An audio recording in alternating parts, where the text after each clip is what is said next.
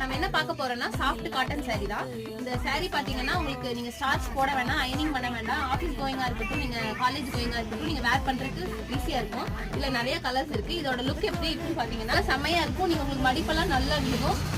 இதுலயே கலர்ஸ் நிறைய இருக்கு.